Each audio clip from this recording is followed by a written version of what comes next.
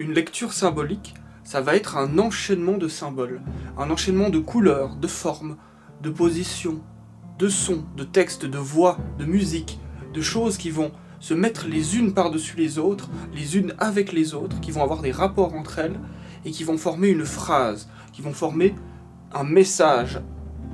Et il y a parfois plusieurs façons de lire symboliquement une chose. Parfois, on oublie certains symboles, on en a d'autres qui nous viennent en avant. Regardez, la carte du fou, c'est la première carte. Ou plutôt, la carte qui n'est pas encore numérotée, qui se place nulle part. Et la carte du fou, une représentation symbolique que j'aime beaucoup du fou, puisque c'est un sujet qui personnellement me concerne beaucoup, c'est la naissance des idées.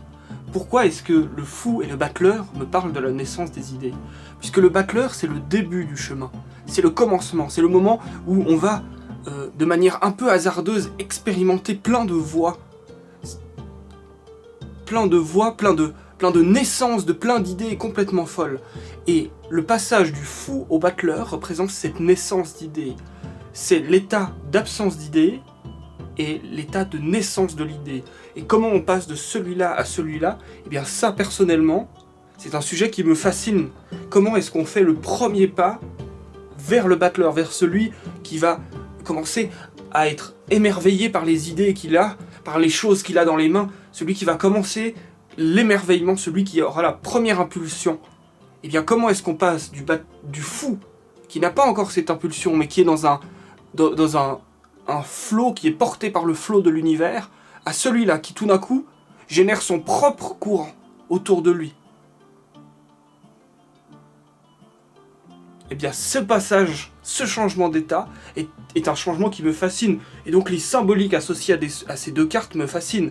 Et encore plus par-dessus tout ça, puisque je me reconnais dans ces deux cartes. Je reconnais ma personnalité au travers de ces deux personnages, et du rapport que ces deux personnages ont ensemble.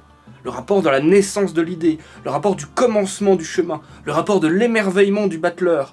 Le battleur qui a, alors là pour faire une lecture un peu plus symbolique, visuelle des choses, qui a, comme vous le voyez, tout un tourbillon de choses autour de lui, un tourbillon de matière. Dans mon tarot, la plupart du temps, les choses rouges symbolisent des choses matérielles.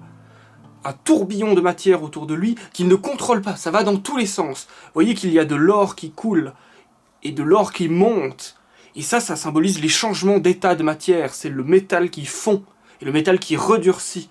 Et vous voyez qu'il a toute une série de fioles dans lesquelles il mélange des choses. Il mélange des choses et dans sa main, il tient l'infini. Il ne le voit pas, il le sent peut-être, mais il a dans sa main l'infini, c'est-à-dire qu'il a le potentiel de finir par découvrir tout. Mais là, il n'est qu'au début.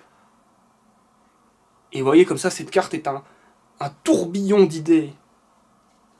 Et j'ai fait une peinture qui symbolise à nouveau ce genre d'état. C'est une peinture qui s'appelle la naissance de l'idée nouvelle, ou plutôt le porteur d'idées nouvelles. Et regardez, il y a des symboliques que ceux qui suivent mes vidéos peuvent reconnaître. Là en bas, on voit des personnages où on aperçoit plus ou moins toute une masse de personnages qui ont des têtes carrées, où il y a des blocs carrés. Et bien ce sont des boîtes aux lettres, des photocopieuses. Et vous voyez qu'il y a tout un flot de feuilles imprimées, des copies de copies, de copies, de copies, de copies. Et ce personnage vient balayer tout cela avec des graines. Il vient mettre des graines d'idées nouvelles, et ce mouvement génère un point qui fait tourner le monde autour de lui. Le monde tourne tout d'un coup, et les idées qui y étaient copiées, de copier sont balayées. Et bien, vous voyez que là, il y a une lecture de ce tableau sur les symboles que je viens de vous donner, mais il y a une autre lecture qui vient s'ajouter, c'est les couleurs. Et les couleurs, eh bien là, c'est l'hiver, le gris et le blanc, et le printemps, avec le soleil, vient balayer la neige de l'hiver. Vous voyez ? Et donc il y a cette double lecture symbolique, mais qui vient s'amplifier l'une l'autre. Et donc le printemps vient chasser l'hiver d'un mouvement circulaire avec le soleil. Comme ça.